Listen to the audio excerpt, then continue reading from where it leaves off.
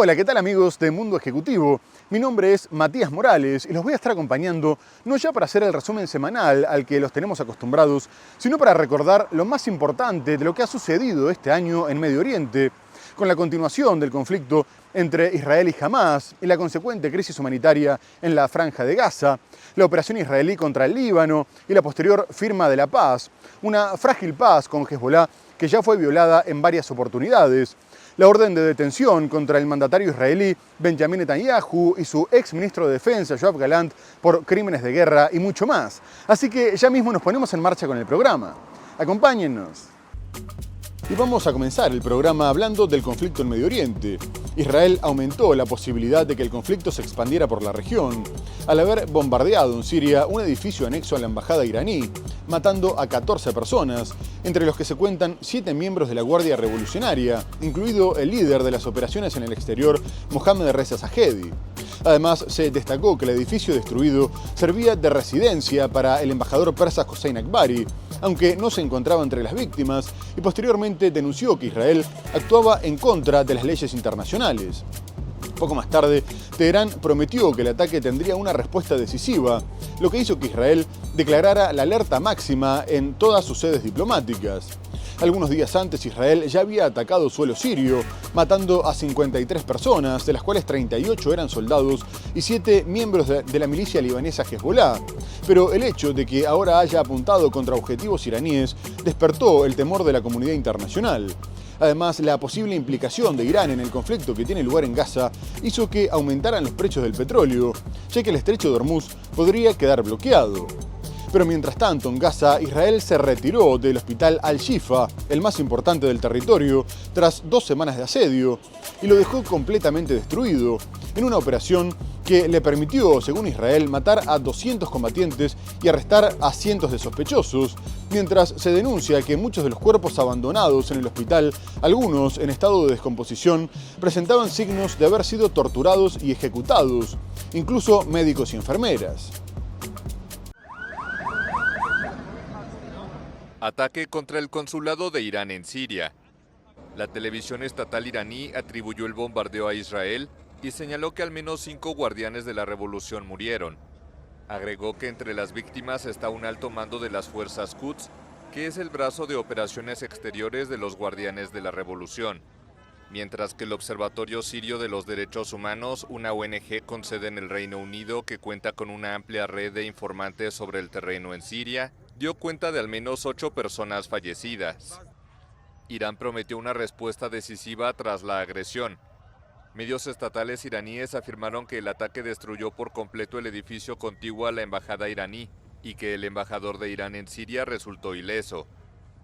El inmueble fue atacado por aviones de combate F-35 y 6 misiles, según medios iraníes. Las fuerzas de Israel se retiraron el lunes del hospital Al-Shifa de Gaza. El ejército anunció haber completado las operaciones en el mayor centro de salud de este territorio palestino y se retiró de la zona 2 semanas después de su llegada. Durante las operaciones, Israel afirmó que abatió a unos 200 combatientes. Tras la retirada de los militares, las imágenes muestran edificios destruidos y escombros. El Ministerio de Salud de Gaza, gobernada por el movimiento islamista Hamás, indicó que se encontraron decenas de cadáveres en el recinto, algunos de ellos en estado de descomposición. Israel ya había lanzado una operación contra este hospital, alegando que era utilizado por Hamás como centro de operaciones, algo que el movimiento palestino niega. Irán finalmente respondió al bombardeo israelí contra su sede diplomática en Damasco, que mató a 7 miembros de la Guardia Revolucionaria, y apuntó por primera vez contra suelo israelí, disparando cerca de 300 misiles y drones contra las bases militares que participaron en el ataque en Siria, una de las cuales fue alcanzada, aunque sin provocar víctimas fatales, más allá de que una niña resultó herida con metralla. Este hecho fue considerado por Israel como un acto de guerra, y fue celebrado por miles de personas en la República Islámica. Teherán ya había advertido que la agresión a su consulado había sido un punto de inflexión y que respondería de manera decisiva, por lo que Israel había puesto en alerta máxima y evacuado una gran cantidad de embajadas. Hasta ahora, las dos potencias regionales evitaban atacarse directamente, pero el hecho de que la ofensiva iraní haya tenido lugar contra territorio israelí fue visto como una acción con consecuencias imprevisibles que acerca todavía más la posibilidad de una guerra a gran escala. Al mismo tiempo, los hutíes de Yemen y la milicia libanesa Hezbollah también dispararon cohetes y drones contra Israel, lo que hizo sonar las alarmas en casi todo el país, al tiempo que se cerró el espacio aéreo y se suspendieron las clases, mientras que el mandatario Benjamin Netanyahu convocó de urgencia a su gabinete de guerra y el comandante del Frente Interior informó que ya habían desplegado fuerzas a lo largo del territorio. No obstante, las amenazas previas permitieron que Estados Unidos desplegara tropas en la región y ayudara a repeler el ataque, al igual que Francia y el Reino Unido. Varias detonaciones seguidas de sirenas de alarma se escucharon en la madrugada del domingo en Jerusalén, después de que Irán lanzara un ataque con más de 200 drones y misiles contra Israel. El ejército indicó que también se activaron sirenas de alarma en la región del Negev, en el sur de Israel. Un medio oficial iraní indicó que el ataque alcanzó una base aérea en esa región. Se trata del primer ataque directo de la República Islámica de Irán contra el territorio de Israel, su archienemigo. Paralelamente, el Hezbollah libanés y los rebeldes hutíes de Yemen, ambos aliados de Irán, llevaron a cabo sus propios ataques contra Israel. El primero disparó cohetes contra el Golán, ocupado por Israel, y los segundos lanzaron drones hacia territorio israelí. En Teherán, muchos salieron a las calles para celebrar el ataque. En Israel, el primer ministro Benjamin Netanyahu reunió su gabinete de guerra, mientras que el mando del Frente Interior indicó que sus fuerzas estaban desplegadas y preparadas en todo el país. El país, que más temprano había anunciado el cierre de las escuelas en todo el territorio debido a la situación de la seguridad, cerró además su espacio aéreo, una medida que también tomaron Irak, Jordania y Líbano. El presidente de Estados Unidos, Joe Biden, interrumpió un viaje de fin de semana a Delaware para volver a la Casa Blanca, donde prometió un apoyo férreo a Israel. Un funcionario de defensa de ese país aseguró además que las fuerzas estadounidenses en Oriente Medio estaban derribando drones lanzados por Irán. El presidente Ebrahim Raisi perdió la vida después de que su helicóptero se estrellara en una región montañosa al noroeste del país, cuando volvía de inaugurar una represa en la frontera con Azerbaiyán, junto a su par Ilham Aliyev.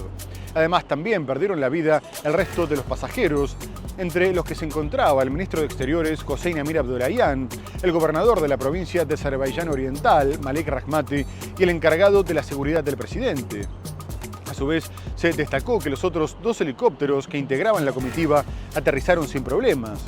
Las muertes se confirmaron tras horas de búsqueda, dado que la intensa niebla impedía dar con la aeronave, pero enseguida se habló de un desperfecto técnico, descartando que se tratara de un atentado.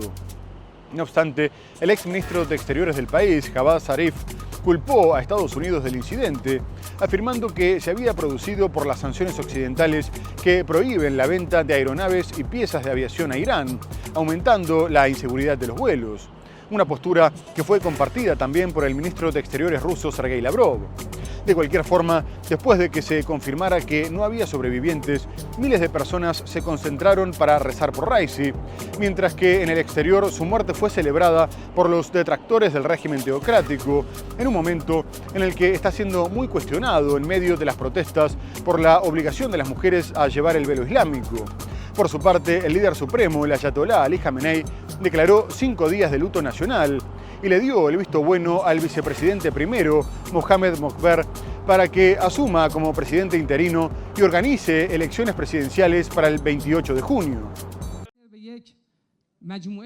Murió el presidente de Irán, Ebrahim Raisi.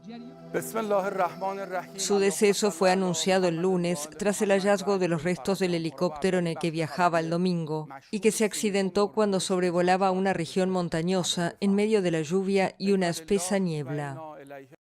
Además del mandatario, en el aparato viajaban el ministro de Relaciones Exteriores, Hossein Amir Abdollahian, el gobernador de la provincia de Azerbaiyán Oriental, el principal imán de la región, el jefe de seguridad del presidente y 3 miembros de la tripulación. Los socorristas recuperaron el lunes por la mañana los cuerpos de los pasajeros. Los medios de comunicación estatales de Irán señalaron como causa las malas condiciones meteorológicas reinantes en el lugar. La aeronave se estrelló cuando el presidente Raisi se dirigía a una refinería en Tabriz tras inaugurar una presa fronteriza con Azerbaiyán, un acto en el que también participó el presidente azerbaiyano Ilham Aliyev. Muchos ciudadanos han empezado a congregarse en la calle para llorar la muerte de Ebrahim Raisi. Al mismo tiempo, en el resto del mundo, otros iraníes se felicitaban por el accidente y el deceso de una figura política contraria a sus ideas e intereses. El guía supremo de Irán, el ayatolá Ali Jamenei, designó el lunes al primer vicepresidente Mohammad Mokber como presidente interino y anunció 5 días de luto en el país. La muerte de Raisi, de 63 años, abre un periodo de incertidumbre política en Irán, en un momento en el que Oriente Medio está sacudido por la guerra en la Franja de Gaza entre Israel y el movimiento islamista Hamás, aliado de la República Islámica. Por otra parte, la fuerte presión de Estados Unidos e Israel sobre la Corte Penal Internacional no tuvo éxito y su fiscal, el británico Karim Khan, emitió órdenes de arresto contra el primer ministro israelí Benjamin Netanyahu y contra el ministro de Defensa Yoav Gallant por presuntos crímenes de guerra y contra la humanidad perpetrados en Gaza, al tiempo que pidió también el arresto del líder de la organización islamista Hamás en la Franja, Yahya Sinwar, del jefe del brazo militar Mohammed Deif y de la cabeza de la rama política Ismail Haniyeh. Khan detalló que entre los crímenes de Israel se encontraba el de utilizar la inanición como método de guerra, tratos crueles y el asesinato de la población civil, mientras que los de Hamás se basaban en la toma de rehenes y la presunta violencia sexual cometida contra ellos. Ahora, la orden emitida por Khan tendrá que ser analizada por los 3 jueces del panel prejudicial del Tribunal Penal Internacional, un proceso que tarda alrededor de 2 meses, pero si la decisión del fiscal se terminara formalizando, los afectados no podrían viajar a ninguno de los 124 países que han ratificado el Estatuto de Roma sin ser detenidos, aunque Israel no está obligado a acatar la orden porque no reconoce la autoridad del tribunal. De esta manera, la orden de arresto contra Netanyahu aumenta el aislamiento internacional de Israel y la presión para que ponga fin a los combates de forma definitiva. Además, se advierte que la decisión también aumenta la presión para los países que le venden armas a Israel, que aseguran que esto no los hace cómplices de genocidio o de las violaciones a los derechos humanos, como Alemania, que ya fue denunciada ante la Corte Internacional de Justicia.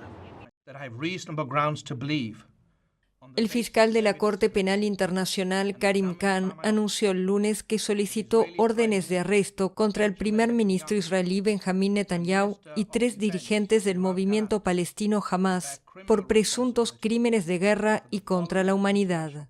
Los crímenes incluyen la inanición de civiles como método de guerra, causar intencionadamente grandes sufrimientos, lesiones graves a la integridad física o a la salud o tratos crueles, matar o asesinar intencionadamente y dirigir intencionadamente ataques contra una población civil, así como crímenes de lesa humanidad, de exterminio y o asesinato, persecución y denuncias de comisión de otros actos inhumanos.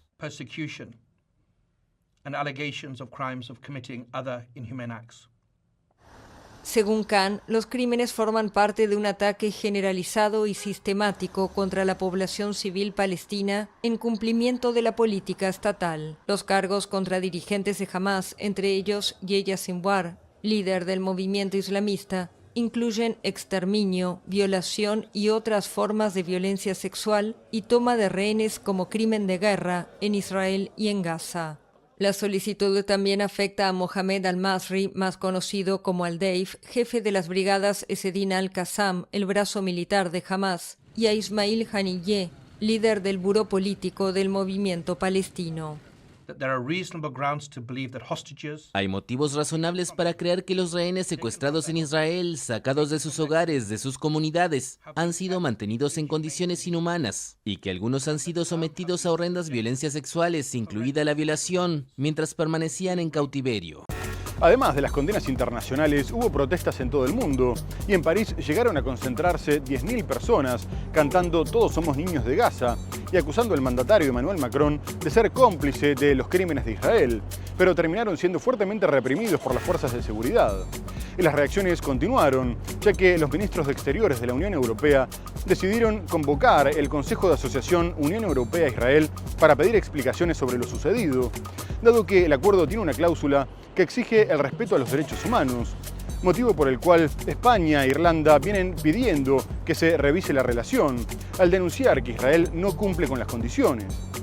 A su vez, el ministro de Exteriores de Noruega, Espen Barth, citó también la expansión de los asentamientos ilegales en Cisjordania como prueba de la violación sistemática de Israel al derecho internacional, y todos le exigieron que acatara las medidas cautelares de la Corte Internacional de Justicia, que le ordenó que suspendiera su ofensiva militar contra Rafah y permitiera la entrada de ayuda humanitaria. Por su parte, el alto representante de la Unión Europea para la Política Exterior, Josep Borrell, denunció que, lejos de cumplir la orden, Israel había aumentado los bombardeos y recordó que la Corte era el tribunal más alto del sistema de Naciones Unidas y que todos los miembros tenían la obligación de acatar sus decisiones. Por ahora es difícil que la Unión Europea apruebe sanciones contra Israel, pero los líderes reconocieron que esta posibilidad estaba sobre la mesa con el fin de apoyar la legalidad internacional y a la Corte Internacional de Justicia, haciendo respetar sus fallos. A la cumbre también asistieron los ministros de Qatar, Jordania, Egipto, Arabia Saudita y Emiratos Árabes Unidos, y también se unieron a la condena. Los ministros de Asuntos Exteriores han acordado revisar la relación de la UE con Israel tras el ataque militar israelí a Rafah. Los ministros se reunieron en Bruselas mientras Israel bombardeaba zonas donde se refugiaban las familias, a pesar de un fallo de la Corte Internacional de Justicia para que Israel detuviera inmediatamente su ofensiva militar en Rafah. A ellos se unieron los socios árabes, Arabia Saudí, Jordania, Qatar, Egipto y Emiratos Árabes Unidos. Killing and burning more than 40 people, among them many children. You can imagine how horrified we are, all of us, for these sad events. The ICJ is the highest court of the United Nations system. All members of the United Nations have the obligation to comply with these decisions.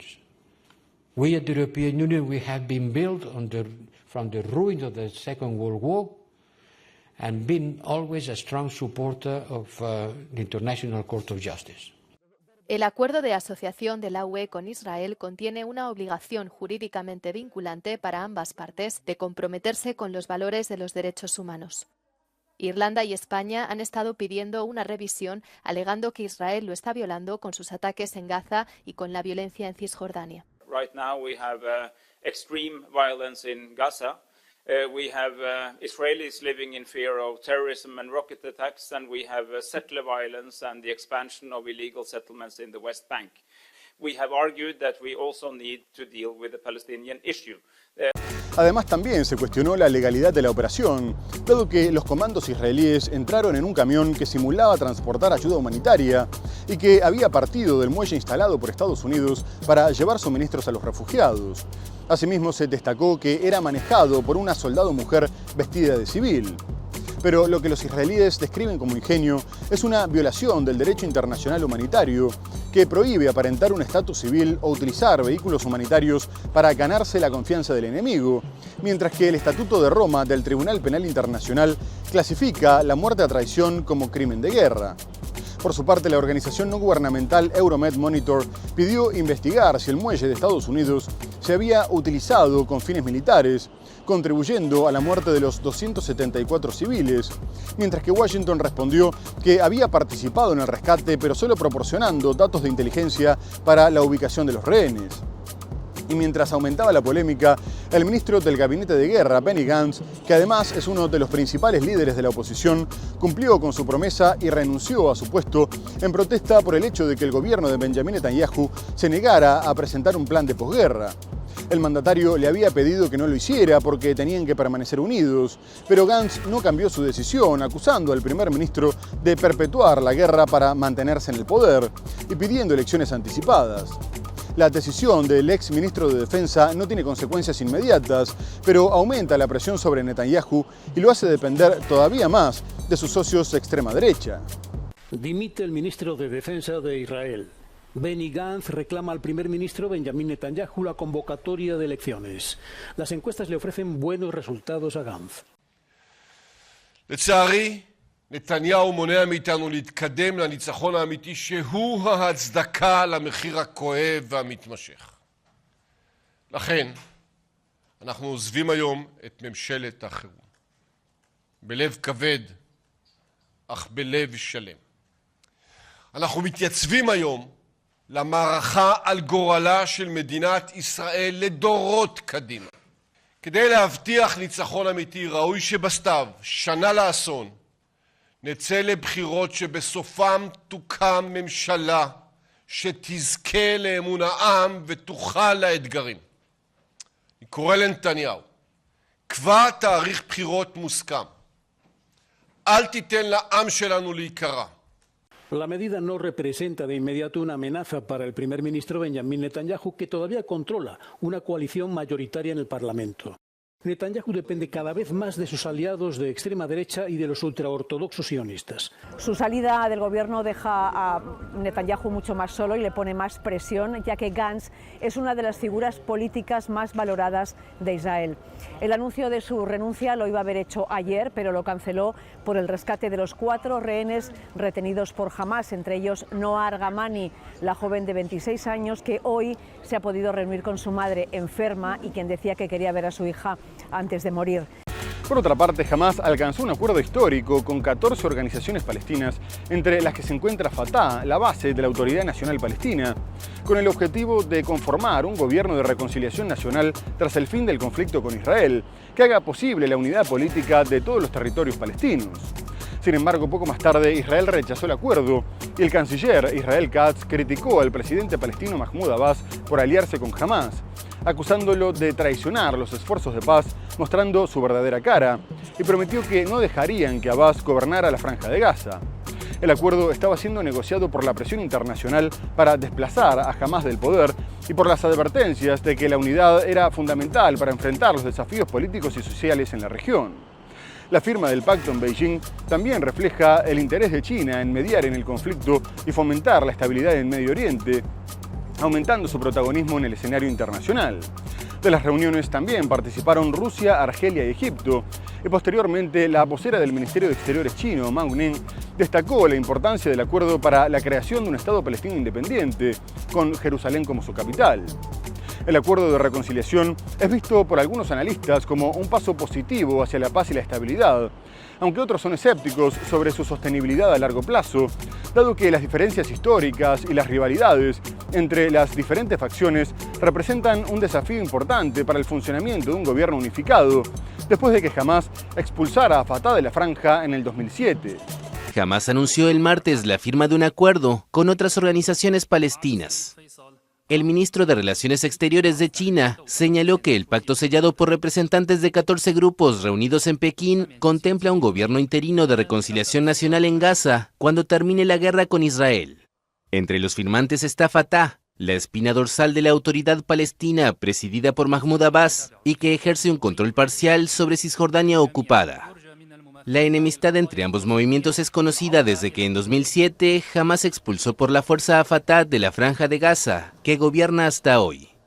Israel no tardó en arremeter contra el acuerdo y en particular contra el grupo de Abbas, a quien acusó de mostrar su verdadera cara. El canciller Israel Katz prometió que el poder de Hamas será aplastado y que Abbas observará Gaza de lejos. China detalló que en la reunión del martes hubo también representantes de Rusia, Argelia y Egipto. En una conferencia de prensa el martes, la portavoz del Ministerio de Asuntos Exteriores de China expuso los detalles del acuerdo. 根据联合国有关决议，建立以耶路撒冷为首都的独立的巴勒斯坦国，坚持包括约旦河西岸、耶路撒冷和加沙在内的巴勒斯坦领土完整。表示将根据巴各派共识，按照巴现行基本法组建临时民族和解政府，开展加沙重建，并根据通过的选举法尽快筹备并举行大选。 Y todo esto después de un fuerte revés de Israel en el ámbito internacional, dado que la Corte Internacional de Justicia declaró ilegal su ocupación sobre Cisjordania y Jerusalén Este. El fallo, aunque no es vinculante, refuerza las resoluciones previas de Naciones Unidas y aumenta la presión sobre Israel. La Corte Internacional de Justicia determinó que sus políticas en estos territorios violaban el derecho internacional y los derechos humanos de los palestinos. No obstante, el gobierno de Israel rechazó la decisión, argumentando que el tribunal ignora los complejos desafíos de seguridad que enfrenta y sostiene que el fallo es parte de una campaña política dirigida contra el Estado de Israel. Y por el otro lado, la Autoridad Nacional Palestina aplaudió el fallo, considerando que era un triunfo para la justicia y el derecho internacional, y exhortó a la comunidad internacional a actuar en consecuencia y tomar medidas concretas para implementar las recomendaciones de la Corte, lo que daría paso a la creación de un Estado palestino con las fronteras anteriores a 1967.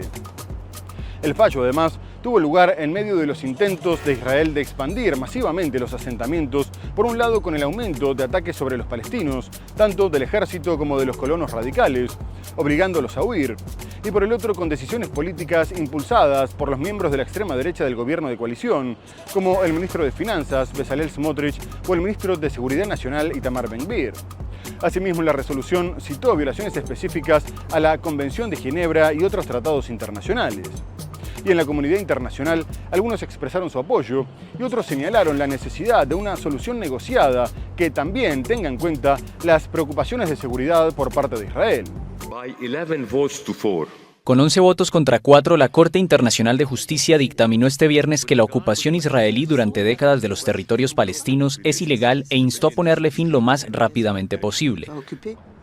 El máximo órgano judicial de la ONU, cuyos dictámenes no son vinculantes, se pronunció sobre las consecuencias legales de la ocupación de territorios palestinos por parte de Israel desde 1967, en un momento de creciente tensión en la zona, tras más de 9 meses de conflicto en Gaza. El caso en el que medio centenar de países brindaron testimonio no tiene precedentes. El tribunal considera que esta presencia constituye un acto ilícito que compromete la responsabilidad internacional de este Estado. Se trata de un acto ilícito continuado causado por la violación de la inadmisibilidad del territorio por la fuerza y del derecho a la autodeterminación del pueblo palestino que Israel cometió a través de sus políticas y prácticas. En consecuencia, este tiene la obligación de poner fin a su presencia en los territorios palestinos ocupados lo antes posible. La decisión del tribunal fue aplaudida por la autoridad palestina. Creo que este momento es histórico porque responde a las preguntas, a las necesidades del pueblo palestino. El movimiento islamista palestino Hamás también celebró la decisión y exigió una acción internacional inmediata para terminar con la ocupación israelí. Por su parte, el primer ministro israelí Benjamín Netanyahu dijo que ninguna decisión con base en mentiras en La Haya distorsionará la verdad histórica. Estas audiencias en las que Israel no participó, aunque presentó una contribución escrita, no están relacionadas con el caso presentado ante la CIJ por Sudáfrica, que acusa a Israel de cometer actos genocidas en Gaza. Un día después de que Israel hiciera estallar los Vipers utilizados por la milicia libanesa Hezbollah, tuvo lugar otro hecho similar, pero con los walkie-talkies, dejando 20 muertos y 450 heridos. Entre los dos atentados se cuentan 37 muertos, incluyendo 2 niños y miles de heridos. Se cree que este hubiera sido el primer paso de Israel en una guerra abierta con la organización, pero el aparente descubrimiento de la manipulación de los aparatos hizo que tuvieran que adelantar el ataque.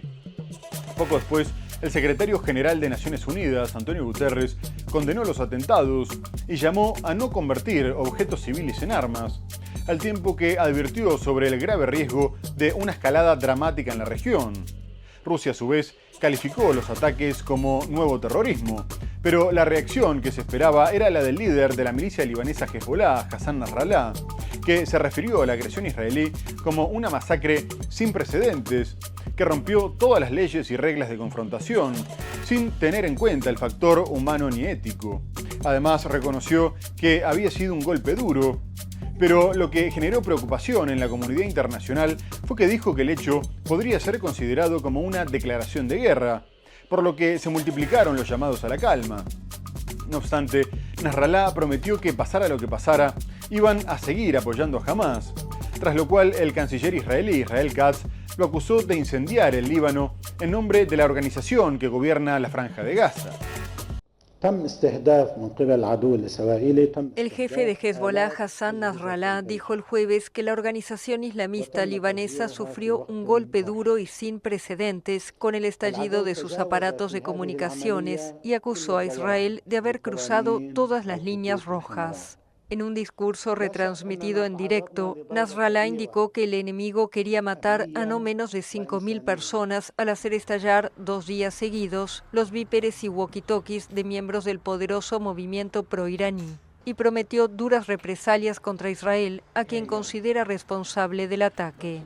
No hay duda de que la agresión que tuvo lugar es de gran envergadura. No tiene precedentes y será respondida con duras represalias y justo castigo, donde lo esperen y donde no.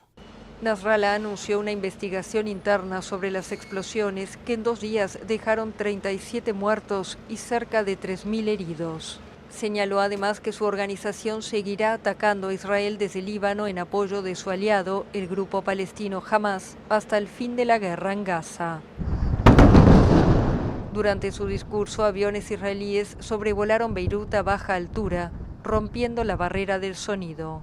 El ejército israelí anunció el jueves que lanzó nuevos bombardeos contra posiciones del movimiento islamista en Líbano. Israel ha indicado que su objetivo es que sus ciudadanos desplazados por la violencia en el norte del país puedan volver a sus casas. En su discurso, Nasrallah señaló que ninguna escalada militar ni guerra total conseguirán el regreso de esos habitantes a la frontera con Líbano. Muy bien amigos, tenemos que hacer una breve pausa y enseguida regresamos por Mundo Ejecutivo para seguir recordando lo más importante de lo que ha sucedido este año en Medio Oriente. No se vayan, ya volvemos.